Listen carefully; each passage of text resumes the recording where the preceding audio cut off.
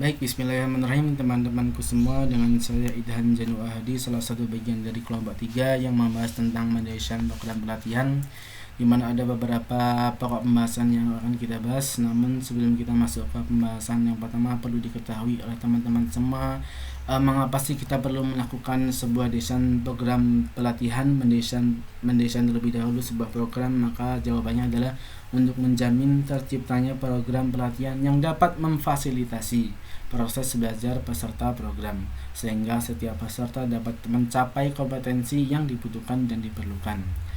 Nah, kita masuk ke pembahasan yang pertama, yaitu langkah desain program pelatihan. Sebenarnya terdapat beragam model desain sistem pembelajaran, namun model yang diambil dalam buku karya Beni Apribadi adalah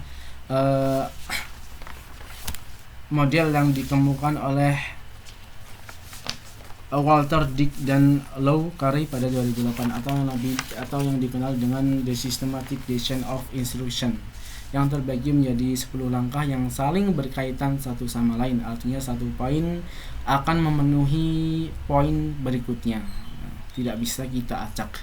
Poin-poinnya adalah sebagai berikut. Yang pertama yaitu mengidentifikasi kompetensi umum. Maksudnya kompetensi umum di sini adalah mengetahui, menentukan, mengidentifikasi terlebih dahulu kompetensi, pengetahuan, keterampilan, dan sikap setiap peserta. Jadi langkah pertama di sini adalah dengan mengetahui terlebih dahulu seberapa jauh pengetahuan, keterampilan, dan sikap setiap peserta. Kemudian langkah yang kedua adalah melakukan analisis instruksional. Nah, maksudnya di sini adalah menggambarkan sub-sub kompetensi dari kompetensi umum.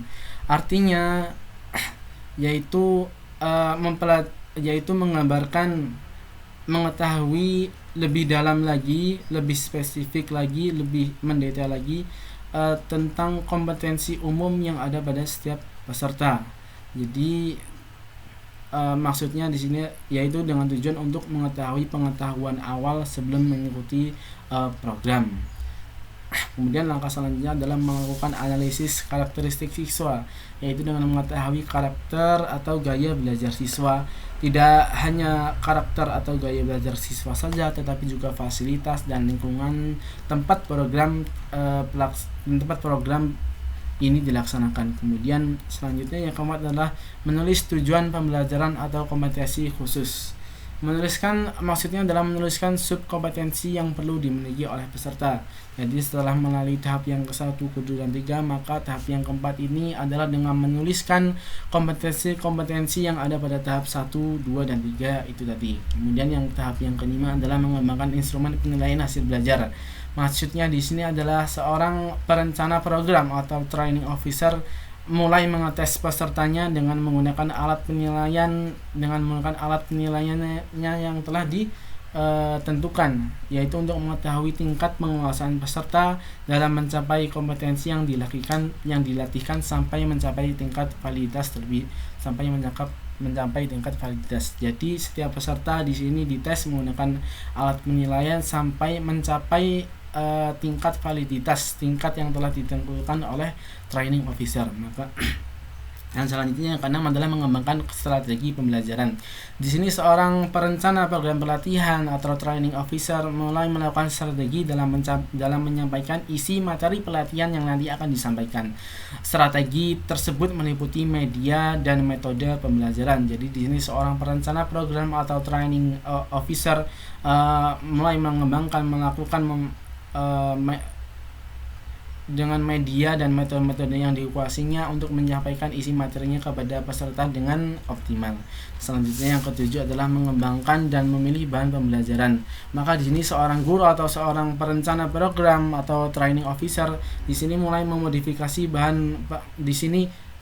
ia harus memodifikasi bahan pelatihan sampai selaras dengan kompetensi yang harus dikuasai. Maka bahan pembelajaran yang akan disampaikan nanti harus benar-benar bisa selaras dengan kompetensi yang nantinya akan dikuasai oleh setiap peserta. Kemudian yang ke-8 yang selanjutnya adalah mendesain dan melaksanakan evaluasi formatif. Di langkah yang ke-8 ini seorang training officer mulai mengevaluasi mengevaluasi berjalannya program pelatihan, yaitu dengan mengevaluasi mencari titik lemah yang ada dengan tujuan untuk diperbaiki. Kemudian yang ke-9 adalah merevisi program pembelajaran. Merevisi dari hasil data yang telah dirangkum pada evaluasi formatif untuk mencapai tingkat efektivitas dan efisiensi program. Maka data yang telah didapatkan, yang telah dikumpulkan, dirangkum dan diinterpretasikan pada evaluasi formatif akan menjadi acuan dasar untuk merevisi program tersebut agar mencapai tingkat efektivitas dan efisiensi yang maksimal. Kemudian yang terakhir adalah mendesain dan melaksanakan evaluasi sumatif. Ini merupakan evaluasi tahap terakhir, yaitu untuk dari data yang diperoleh dan informasi yang diperoleh tentang kualitas program, maka dari situ akan dapat diputuskan keberlangsungan penyelenggaraan program, apakah program tersebut berjalan dengan baik atau sebaliknya. Maka akan ditentukan apakah program ini akan dihentikan atau akan dilanjutkan dengan merevisi satu hal tertentu. Kita masuk ke pembahasan yang selanjutnya, yaitu yang B, yaitu analisis instruksional. Maksud dari analisis instruksional ini merupakan langkah yang diperlukan untuk mengurai kompetensi umum sebuah program pelatihan menjadi sejumlah sub-kompetensi, sebagaimana yang tadi ada pada langkah kedua dalam desain sistem pembelajaran tadi. Kemudian hasil dari proses analisis instruksional ini adalah struktur kompetensi yang menggambarkan susunan kemampuan yang saling berkaitan dan diperlukan untuk melakukan suatu tugas dan pekerjaan. Struktur kompetensi ini membentuk suatu peta yang nanti akan disebut dengan peta kompetensi. Contoh peta kompetensi yang memperlihatkan kemampuan-kemampuan yang perlu dan harus dikuasai untuk dapat mendesain dan mengembangkan program pelatihan yang efektif dan efisien. Contoh bentuk peta kompetensinya adalah sebagaimana berikut. Peta kompetensi untuk menjadi seorang training designer yang mampu menciptakan program pelatihan yang efektif, efisien, dan menarik, maka perlu dikuasai terlebih dahulu beberapa komponen-komponen sebagaimana yang ada di bawahnya. Jika teman-teman semua memperhatikan peta kompetensi ini, maka sesungguhnya hakikatnya peta kompetensi ini memiliki beberapa pola. Pola-pola tersebut ada 4, yaitu yang pertama adalah pola hierarki, kemudian yang kedua adalah pola cluster, ketiga ada pola prosedural, dan yang terakhir adalah pola kombinasi. Kita masuk ke pola yang pertama yang dimaksud dengan pola hierarki. Di sini adalah struktur pola kompetensi yang berjenjang. Artinya satu jenjang dengan jenjang berikutnya itu saling berkaitan. Seorang tidak bisa menulis sebelum ia menguasai terlebih dahulu kemampuan membaca. Seorang belum bisa membaca sebelum ia menguasai terlebih dahulu kemampuan mengeja, dan seorang baru bisa mengeja ketika ia telah menguasai mengenal huruf. Maka ini struktur yang saling berjenjang. Artinya setelah ia mengenal huruf, ia baru bisa mengeja. Setelah ia mengeja, ia baru bisa membaca. Setelah ia membaca, ia baru bisa menulis. Jadi saling berurutan atau berjenjang. Selanjutnya adalah pola cluster. Maksud pola cluster di sini adalah bebas, tanpa memperhatikan faktor jenjang atau hierarki di dalamnya tadi.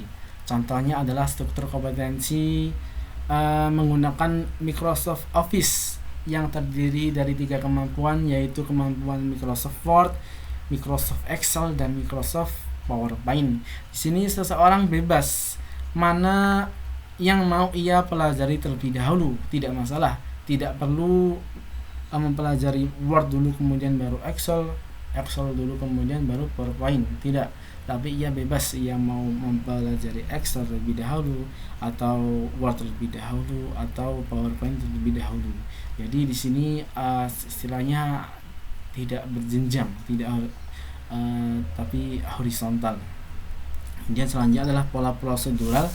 Pola prosedural di sini adalah pola yang mengatur kinerja seseorang dalam melakukan suatu tugas atau pekerjaan agar dapat menjalankan secara sistematis dan struktural.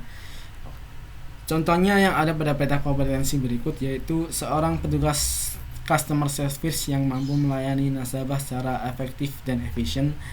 Maka seseorang customer service yang maka seorang petugas customer service yang mampu melayani nasabah secara efektif dan efisien, ia harus memenuhi terlebih dahulu beberapa prosedur yang ada atau yang telah ditentukan oleh sebuah perusahaan. Seperti di sini dengan memberi senyum kepada nasabah, mulai dari memberi senyum kepada nasabah, kemudian menyapa nasabah dengan ramah sampai kepada tahapan yang terakhir, maka ia baru dapat mencapai kepada petugas customer service yang mumpuni ketika ia telah menguasai atau memenuhi beberapa prosedur yang ada.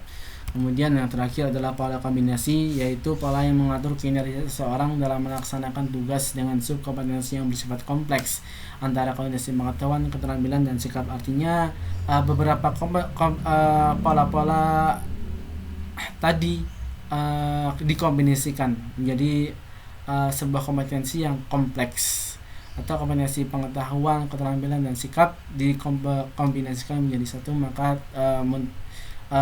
muncullah peta kompetensi sebagaimana yang ada pada gambar seperti yang pertama tadi. Kemudian kita masuk ke pembahasan yang terakhir, yaitu tentang taksonomi Bloom. Secara sederhana, taksonomi dapat diartikan sebagai suatu aturan atau sebuah prinsip dasar. Benjamin Bloom mengemukakan isi taksonomi tersebut mencakup aspek kognitif, afektif, dan psikomotorik yang kemudian dikenal dengan istilah taksonomi Bloom. Yang pertama adalah aspek kognitif atau pengetahuan. Aspek kognitif merupakan pengetahuan, merupakan kemampuan yang berkaitan dengan kemampuan intelektual seseorang atau kemampuan dalam memahami dan mempelajari suatu ilmu pengetahuan. Tahapannya adalah dengan mengetahui, memahami, mengaplikasikan, menganalisis, mensistematisasikan, dan evaluasi. Selanjutnya adalah aspek afektif atau sikap. Berkaitan dengan kemampuan untuk menerima dan mengamalkan nilai-nilai norma yang telah dipelajari. Tahapan kemampuan ini adalah dengan menerima, kemudian merespon, memberi nilai, mengorganisasikan, dan memberi karakter, memberi sikap. Kemudian terakhir adalah psikomotorik atau bentuk keterampilan, hasil keterampilan. Merupakan aspek yang berkaitan dengan kemampuan atau keterampilan fisik. Tahapan kemampuan ini adalah mulai dari imitasi, manipulasi, presisi, dan artikulasi. Demikianlah pembahasan yang kita bahas. Dengan demikian dapat kita simpulkan bahwasanya desain program pelatihan merupakan upaya yang dilakukan agar program pelatihan dapat memfasilitasi individu sehingga mampu mencapai kompetensi yang diperlukan setiap individu. Adapun tujuan dari diselenggarakannya program pelatihan adalah untuk memperbaiki dan meningkatkan kompetensi karyawan atau siswa. Kemudian salah satu model desain sistem pembelajaran yang sistematis dan komprehensif untuk digunakan dalam mendesain dan menciptakan program pelatihan adalah model yang dikemukakan oleh Walter D. and Lau Corey yang dinamakan The Systematic Design of Instruction. Kemudian kemampuan dalam kompetensi mencakup kemampuan kombinasi antara pengetahuan, keterampilan, dan sikap.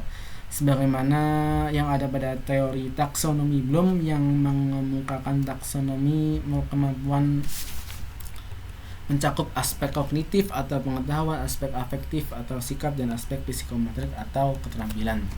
Demikian pembahasan yang dapat kita bahas, semoga bermanfaat untuk teman-teman semua. Kita akhiri walhamdulillahirabbil alamin. Terima kasih.